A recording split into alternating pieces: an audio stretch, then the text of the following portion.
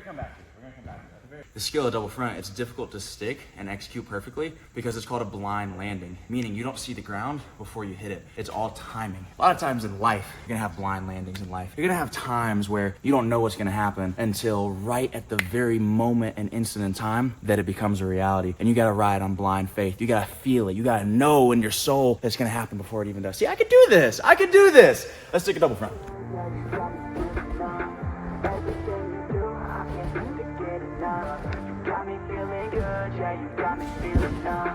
Girl, you got me shook from the way your body looks. Got me riding hooks, got me feeling like a rook. I don't do it by the book, but for you I'll take a look. Don't know what your mama took, sweet and spicy like a cook, yeah. I'll keep it real, let's make a deal. Buy you a meal if you just let me feel. Get out your heels, grab on the wheel. Back to my place at the top of the hill. Don't have regrets, I know what's next. The difference between how I train now and how I used to train, because I literally used to do this 6 hours a day, every single day, because I would have morning practice where we would do ring strength at Michigan from like, I think 7 to 8. And I was always there till 8:30 or 9 because I'd always skip my first class because I never really went to class. That's neither here nor there. And then we would come back and have practice from like 2:30 to 5:30. And then I would go to club gymnastics from, I think we went like 7 to 9. So I was literally doing this 6, 7, 8 hours a day for 5 years straight. And then summers was even crazier. I would do like 4 days in summers. And now I just kind of come in here and keep up with it because I still love it. But the way that my priorities have changed and the way that I practice has changed is just a very it's like a surreal experience because you have something that used to be the thing that you love more than anything else. And now it's like something that I do just for fun when I can. When you don't do this for a minute, your air awareness is the first thing to go. Your body still remembers what to do, but your conceptualization of exactly where you are in space as you're flipping and twisting through it just goes. That's what takes the consistency to keep up. The muscle memory is still there, but the equilibrium is just off.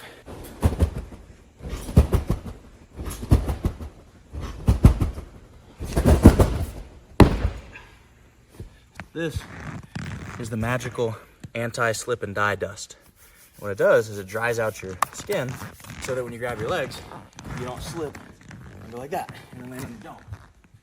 Very important. So this is gonna be double pike, full out, 2 flips, 1 twist, the entire full twist happening on the second flip. So 2 flips in a pike position, open up to a layout, full twist to a perfectly executed 15 fingers.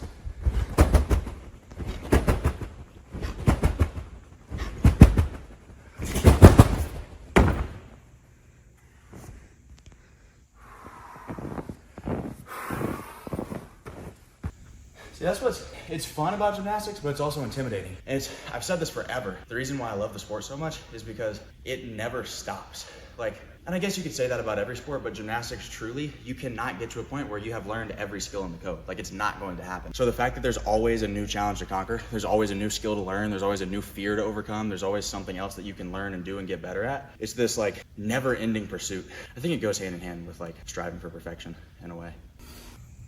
Just trying to visualize and feel what I want it to feel like in the air. There's so many things that can go wrong. It's not like the timing in the air is the only thing. You gotta think about how high are you bouncing, because if you're bouncing a foot too high or a foot too low, that's gonna change the trajectory of the bounce. If you take off straight up and down with your chest versus if you take off leaning forward or leaning back, that changes your trajectory, changes the speed of rotation as you flip, which then based on the speed of rotation as you come off the tramp, you have to then make a split-second judgment on when are you going to twist, because you're flipping slower. So if you twist at the same time no matter what, then you're probably going to end up opening up towards the sky, losing all the rotation, falling down. Or if you're whipping it, you took off like that and you flip too fast, then if you twist at the same time, you're going to be way over-rotated, laying on your back. So the amount of things that have to go right on a relatively complex skill where there's flipping and twisting involved, and multiple of each, because this is 2 forward flips, 1.5 twists around on the x-axis. So there's just so many things that have to go right, and trying to not just visualize it in my head, mental simulation, and you still fall down. And it's like when you try and envision yourself doing something really, really well, all the insecurities, the doubts, well, what if this happens? What if my freaking ankle snaps on the tramp? It all comes rushing forward. There's a good way to stress test your actual belief in yourself is just sit there and imagine you doing something really, really well, executing it well, deserving to execute it well. You'll start to see where all the cracks in the armor are. I was training minimum 3 hours a day, 5 to 6 days a week since I was 11, 12. So the gym is home because that's where I literally grew up. You gotta think about a lot of the most impactful moments of my life were had at a gym. Not this gym, but a gym. When I found out my dad was diagnosed with cancer, at a gym. When I found out my mom had incurable autoimmune disease, at the gym. When my mom was in the hospital on, I want to say it was like Christmas Eve, fighting for her life, I was at the gym with Mr. Ken doing double fulls, trying for the freaking life of me to learn back 2.5. My head out, twisting like this, looking like a freaking newborn giraffe flying through the air. But that was the safe place, you know, because it distracted me from everything else that was going on in life.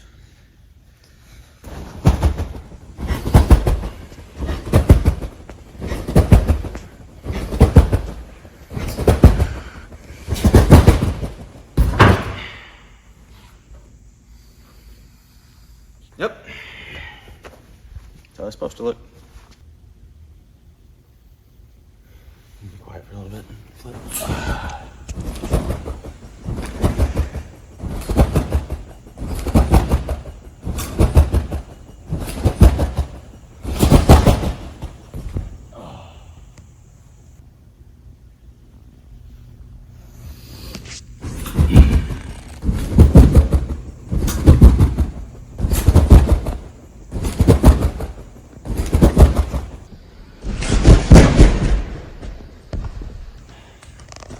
That was really good. I ain't gonna lie, that was really good. You know what's crazy about that turn is I wasn't planning on doing a double-double. I was thinking in my mind, just doing the full and a half, and it felt so good as I came around for the half, I just squeaked the extra half. Sometimes you have to trick yourself and tell yourself you're just gonna do the basics, but you're gonna do the basics really, really well. And if you can get yourself excited over executing basics really, really well, then the advanced stuff will be no problem, because that's the building block for the advanced stuff. That's what Alex Hormozi says.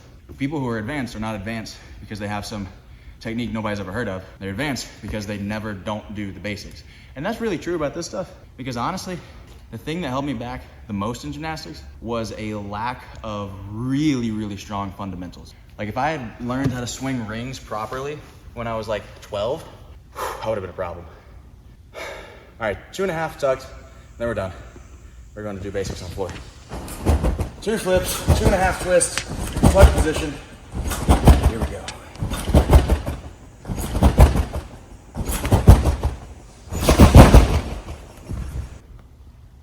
You know what's crazy? It's been so long, I don't remember what BT, I don't remember what we used to do.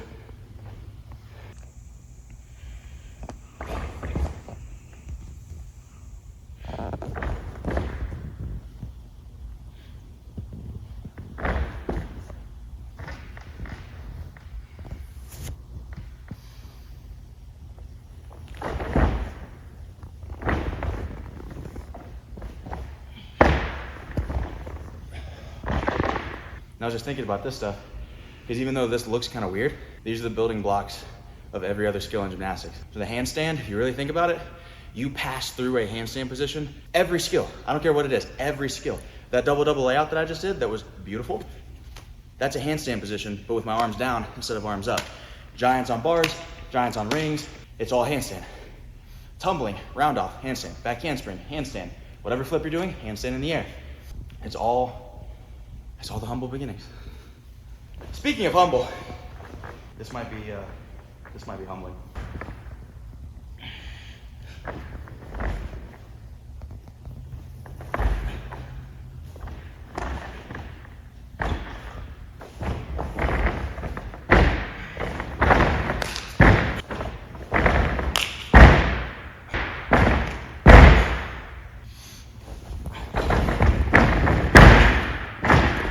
This was a very basics heavy workout, because gymnastics is absolutely one of those sports where if you jump back into things too quickly, the risk of getting hurt increases exponentially. So doing the basics to get some of the body control, spatial awareness, just that general physical conditioning back is by far the most important thing. Because like we talked about earlier, if you have the fundamental building blocks, the big death-defying skills are really not as difficult as people think. It all stems from the basics. If you do the basics well, then everything else is gonna come naturally.